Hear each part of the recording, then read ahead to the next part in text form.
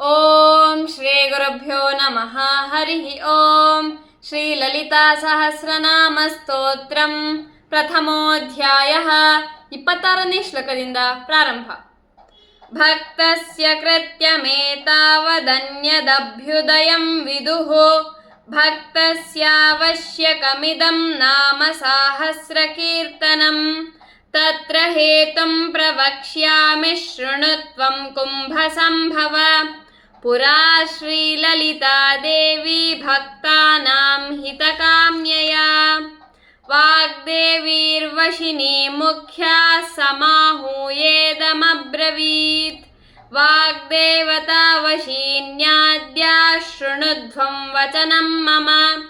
भवत्यो मत्प्रसादेन प्रोल्लसद्वाग्विभूतयः मद्भक्तानां वाग्विभूतिप्रदाने विनियोजिताः। मच्चक्रस्य रहस्यज्ञा मम नामपरायणाः। मम स्तोत्रविधानाय तस्मादाज्ञापयामि वः। कुरुध्वमङ्कितं स्तोत्रं मम नाम सहस्रकैः। येन भक्त्यैस्तुताया मे सद्यः प्रीतिः परा भवेत्। हयग्रीव उवाच इत्याज्ञप्ता वचो देव्यो देव्या श्रीललिताम्बया रहस्यैर्नामभिर्दिव्यैश्चक्रुस्तोत्रमनुत्तमम्। रहस्यनाम साहस्रमिति तद्विश्रुतं परम्। ततः कदाचित् सदसि स्थित्वा सिंहासनेऽम्बिका स्वसेवावसरं प्रादात् सर्वेषां कुम्भसंभव। सेवार्थमागतास्तत्र ब्रह्माणि ब्रह्मकोटयः लक्ष्मीनारायणानां च कोटयः समुपागताः। गौरीकोटिसमेतानां रुद्राणामपि कोटयः मन्त्रिणी दण्डिनी मुख्याः सेवार्थं याः समागताः। शक्तयो विविधाकारास्तासां संख्या न विद्यते।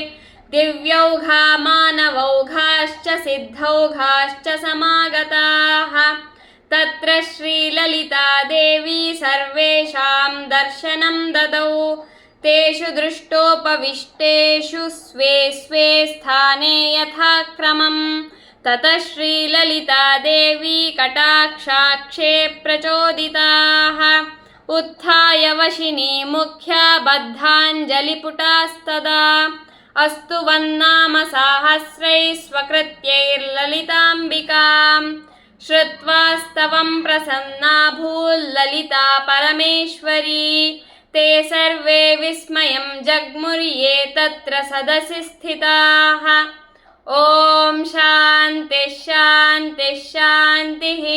श्री गुरुचरणारविन्दार्पणमस्तु।